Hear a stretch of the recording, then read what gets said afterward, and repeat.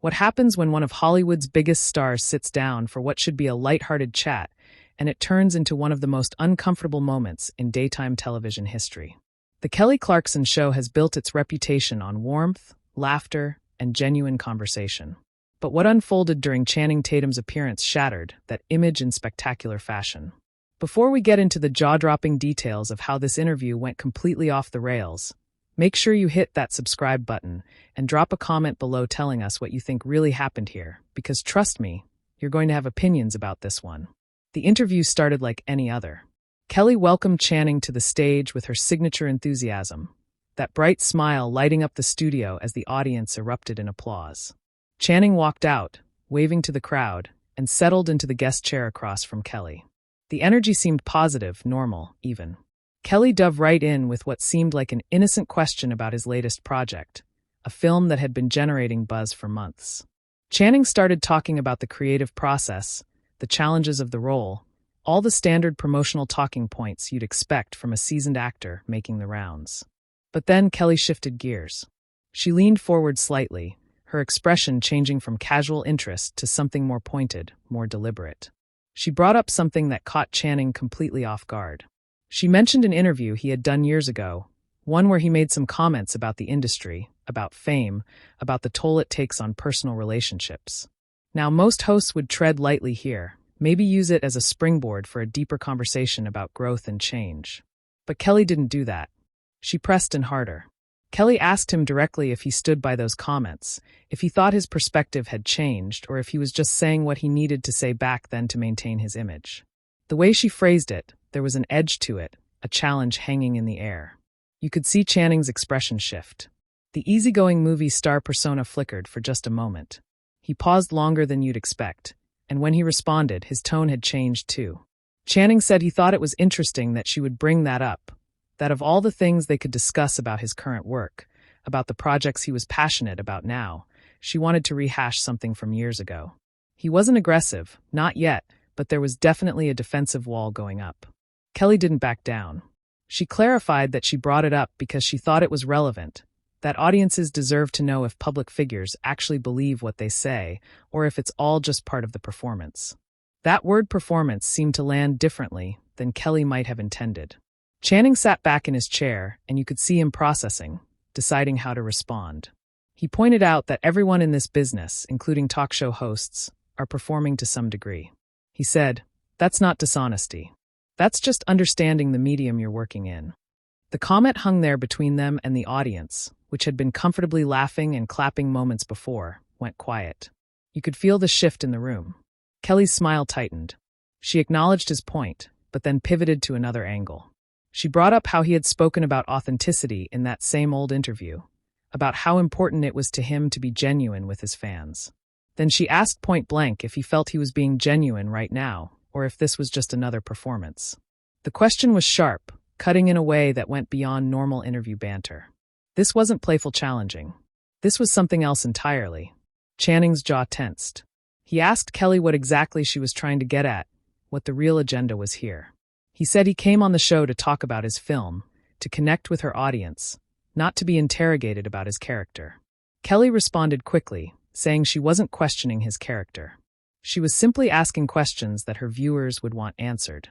She said that's her job, to dig deeper, to get past the surface-level promotion and find something real. But Channing wasn't buying it. He said there's a difference between asking tough questions and setting someone up to look bad. He said he could feel the framing of every question, the way she was steering the conversation into territory that had nothing to do with why he agreed to be there. Kelly's expression hardened. She told him that if he couldn't handle basic questions about his own public statements, maybe he needed to reconsider doing interviews at all. The tension was now impossible to ignore. The audience was dead silent. Even the cameras seemed to be holding their breath. Channing leaned forward, and when he spoke, his voice was low but clear. He said he could handle any question thrown at him, but he wasn't going to sit there and be disrespected in front of millions of people. He said Kelly was twisting his words, taking things out of context, and doing it deliberately. Kelly shot back that she hadn't twisted anything, that she had simply asked him to reflect on his own statements. She said if he felt uncomfortable, maybe that was something he needed to examine within himself, rather than blaming her for doing her job. The exchange was escalating rapidly now, both of them holding their ground, neither willing to de-escalate or find common ground. Channing took a breath, visibly trying to compose himself, but you could see the frustration simmering just beneath the surface. He told Kelly that he had done hundreds of interviews over his career, sat across from countless hosts, and never once felt like he was being ambushed the way he did right now. He said there was a way to ask challenging questions that still respected the guest. And this wasn't it. Kelly's eyes flashed. She said she found it fascinating that a man who had built his career on playing tough guys and action heroes was suddenly playing the victim card because she asked him to defend his own words. That comment landed like a bomb. Channing's expression shifted from frustrated to genuinely angry. He told her that was a cheap shot, reducing his entire body of work to some superficial stereotype. He said he had never claimed to be a tough guy in real life, that those were roles, characters, fiction. He said the fact that she couldn't separate the person from the performance said more about her approach to this conversation than it did about him. The audience was completely frozen now, unsure whether to react. Unsure if this was somehow part of a planned bit, though the genuine tension made it clear this was anything but scripted.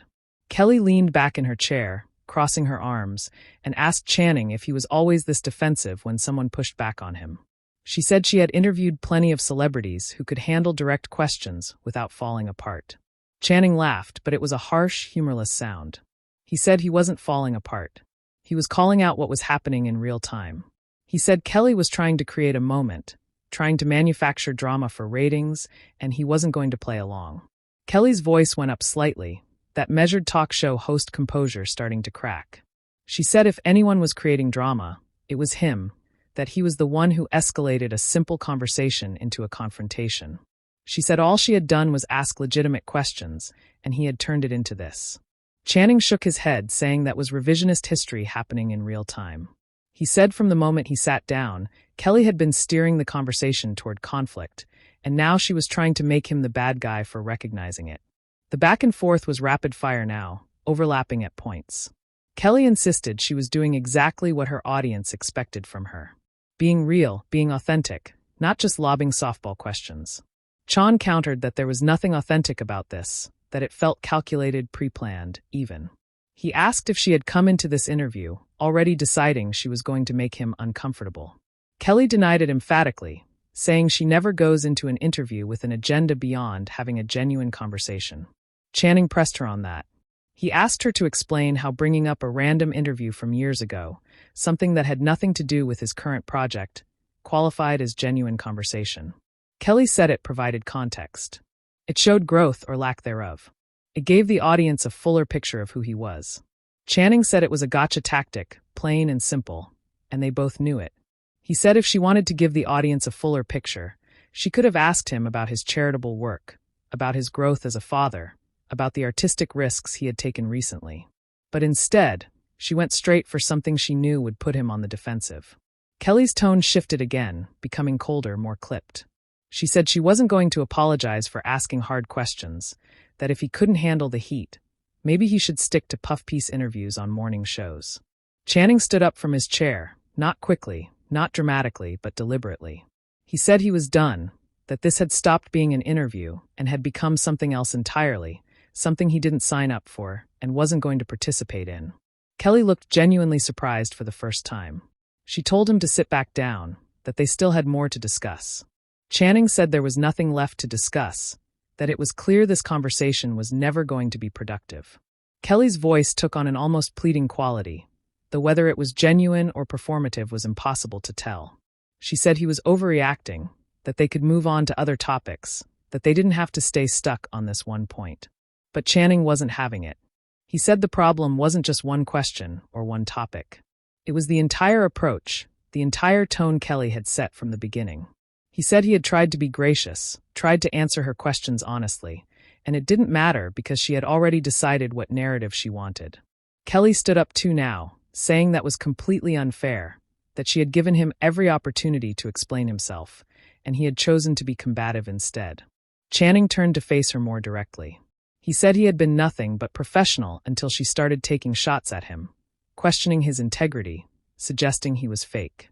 He said if she wanted to see combative, this still wasn't it, but he was absolutely not going to sit there and smile while she tried to tear him down. Kelly said she had never tried to tear him down, that he was projecting his own insecurities onto a normal interview situation. That word insecurities seemed to be another breaking point. Channing told her she didn't know anything about his insecurities, that she was making assumptions based on a 20-minute conversation. He said the arrogance it took to think she could psychoanalyze someone she just met was astounding. Kelly fired back that she wasn't psychoanalyzing anyone. She was responding to what he was showing her in real time. And what he was showing her was someone who couldn't handle being questioned. The studio audience was completely silent. Some people looking at each other in confusion, others staring straight ahead like they couldn't believe what they were witnessing. Channing told Kelly that her entire premise was flawed, that being questioned wasn't the issue. It was the hostility behind the questions. He said there was a difference between journalism and antagonism, and she had crossed that line multiple times.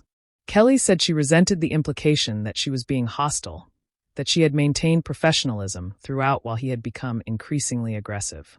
Channing laughed again, that same bitter sound. He said if she thought she had been professional, then their definitions of professionalism were worlds apart. He said a professional interviewer tries to make their guest comfortable enough to open up, not cornered enough to shut down. Kelly responded that maybe some guests needed to be cornered, that sometimes discomfort led to truth. Channing asked her what truth she thought she was uncovering, what grand revelation she expected to get by making him feel attacked. Kelly said she wasn't trying to make him feel attacked. She was trying to get past the rehearsed answers and the carefully managed public image. Channing said his public image wasn't carefully managed. It was just who he was. And the fact that she couldn't accept that said more about her cynicism than his authenticity. He said not everyone in Hollywood was fake. Not everyone was hiding something. And her assumption that they were was exactly what was wrong with this kind of interview style. Kelly told him he was being incredibly defensive for someone who claimed to have nothing to hide. Channing said he was being defensive because he was being attacked, that it was a completely natural human response. He said if she came at anyone the way she had come at him, they would respond the same way. Kelly disagreed, saying she had asked tough questions to plenty of guests, and none of them had reacted like this.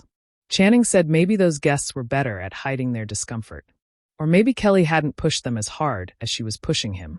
The conversation was going in circles now, both of them entrenched in their positions.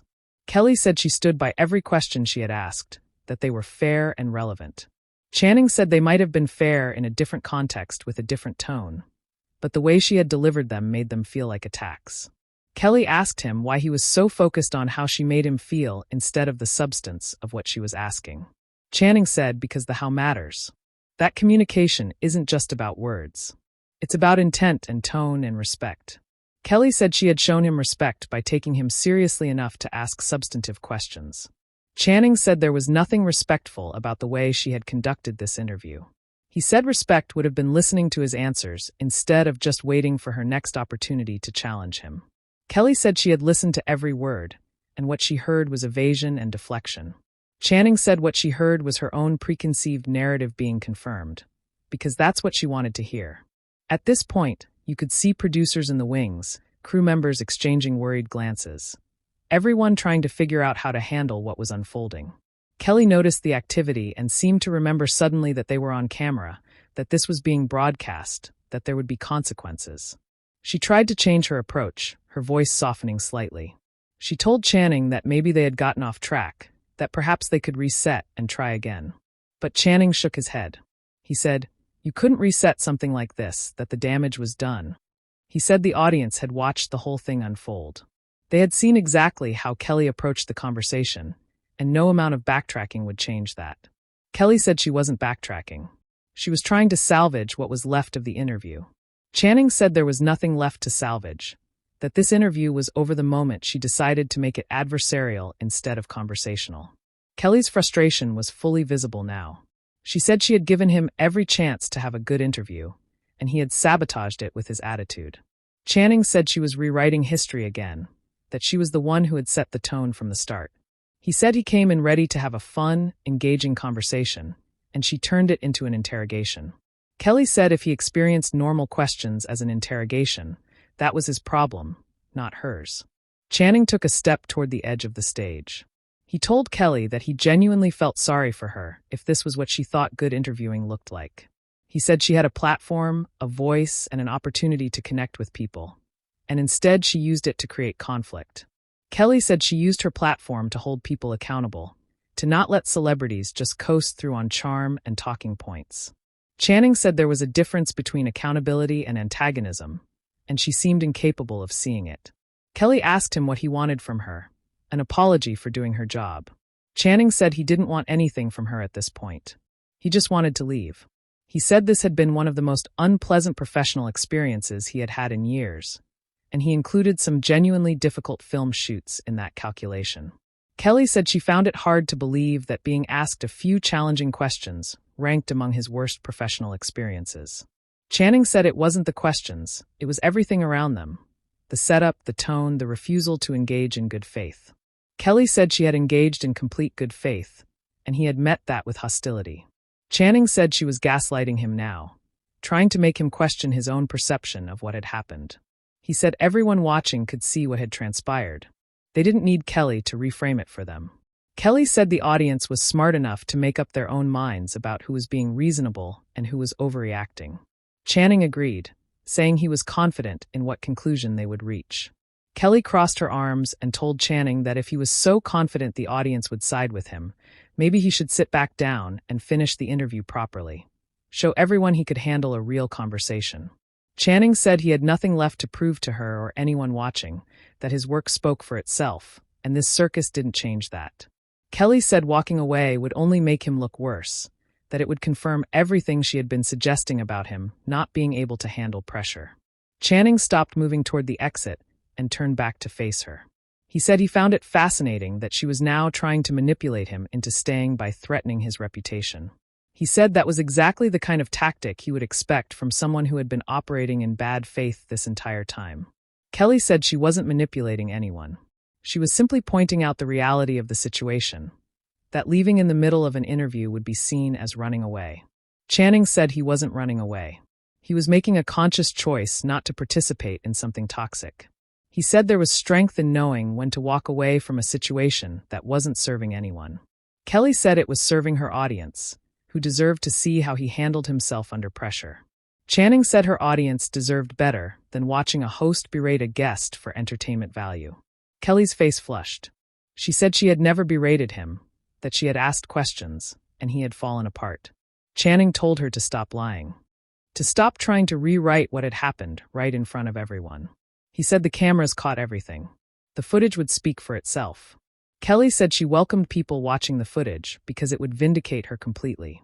Channing said if she truly believed that, she was more delusional than he thought. The insult hung in the air, and Kelly's expression hardened into something cold and final. Kelly turned slightly toward the wings and made a gesture. She told Channing that if he wasn't going to participate respectfully, if he was going to resort to personal insults, then maybe it was time for him to leave. Channing said he had been trying to leave, that she was the one who kept engaging. Kelly said she meant leave the studio entirely, that this appearance was over. Channing said that was fine by him, that he couldn't get out of there fast enough. But Kelly wasn't done. She told him that she had tried to give him a fair platform, tried to have a meaningful conversation, and he had made it impossible. Channing said the only thing she had tried to do was make him look bad to boost her own ratings. Kelly said that was a paranoid fantasy, that not everything was about him. Channing said this interview certainly was, considering he was the guest, and she had spent the entire time attacking him instead of actually interviewing him. Kelly called over one of the producers who had been hovering nearby, clearly unsure how to intervene. She told the producer that Channing needed to be escorted out, that the interview was terminated. The producer looked uncomfortable, glancing between Kelly and Channing, clearly not wanting to be in the middle of this situation. Channing told the producer not to worry, that he was leaving voluntarily, no escort necessary. Kelly said she wanted to make sure he left without causing any more disruption. Channing asked what disruption he had caused beyond defending himself from her attacks. Kelly said his entire demeanor had been disruptive, that he had turned what should have been a pleasant interview. Channing said she had turned it into a disaster, that he had simply responded to what she created. Kelly said he needed to take responsibility for his own behavior instead of blaming everyone else. Channing said the same thing right back to her, that she needed to take responsibility for how she had conducted herself. He said this would follow her, that people would see this and question whether they wanted to subject themselves to the same treatment. Kelly said she wasn't worried about that at all, that her show had a strong reputation and one difficult guest wouldn't change that. Channing said he wasn't the difficult one, and time would tell who the audience believed. The producer finally spoke up, quietly suggesting they cut to commercial. Kelly ignored the suggestion and kept her focus on Channing. She told him that she had interviewed thousands of people over her career and managed to have productive conversations with almost all of them. She said the common denominator in this situation was him. Channing said the common denominator was her approach, her questions, her unwillingness to engage with any perspective but her own. Kelly told the producer again to have Channing removed from the studio. This time her voice was louder, more insistent. Channing held up his hands and said there was no need for dramatics, that he was already on his way out. He started walking toward the exit, but turned back one more time. He told Kelly that he hoped she would reflect on what had happened here, that she would consider whether this was really the kind of interviewer she wanted to be. Kelly said she knew exactly what kind of interviewer she was, and she was proud of it. Channing shook his head and said that was the saddest part of all of this. He said if she couldn't see the problem, couldn't recognize how she had contributed to this disaster, then nothing he said would matter anyway. Kelly said the only disaster was his inability to handle basic scrutiny. Channing said he handled scrutiny just fine. What he didn't handle well was disrespect disguised as journalism. Kelly said she was a talk show host, not a journalist. And if he had understood the difference, maybe this would have gone better. Channing said whether she called herself a journalist or a host, the principles of respect and good faith should still apply. Kelly said respect was earned, not given automatically just because someone was famous. Channing said he had never asked for special treatment, just basic human decency, and apparently that was too much to expect. Kelly said she had shown him decency, and he had thrown it back in her face. Channing said her version of decency was unrecognizable to him. Security personnel were now visible near the stage, though they seemed as reluctant as everyone else to physically intervene. Channing noticed them and laughed. He told Kelly that having security present was really cementing her narrative that he was the problem. Kelly said she was simply taking precautions, that his behavior had been unpredictable. Channing said the only unpredictable thing was how far she would go to paint herself as the victim in a situation she created. Kelly told him he needed to leave now that his time was up. Channing said his time had been up the moment he walked onto this stage and realized what kind of interview this was going to be. He told the audience directly that he was sorry they had to witness this, that it wasn't what anyone had signed up for. Kelly said he was trying to manipulate the audience now, trying to win them over with false sympathy. Channing said there was nothing false about it, that he genuinely felt bad this was how things had turned out. Finally, Channing walked off the stage for the last time. Kelly watched him go, her expression unreadable. She turned to the camera and tried to compose herself. She told the audience they would take a commercial break and be right back. But you could hear the strain in her voice, see the tension in her shoulders. As the cameras cut away, the studio remained in shocked silence, everyone processing what had just happened. So, what do you think really caused this explosion between Kelly Clarkson and Channing Tatum? Was Kelly just doing her job as a hard-hitting interviewer, or did she cross a line? Did Channing overreact, or was he justified in walking away? Make sure you subscribe to stay updated on this story and drop a comment below with your take. Who do you think was in the wrong here, and what would you have done in that situation?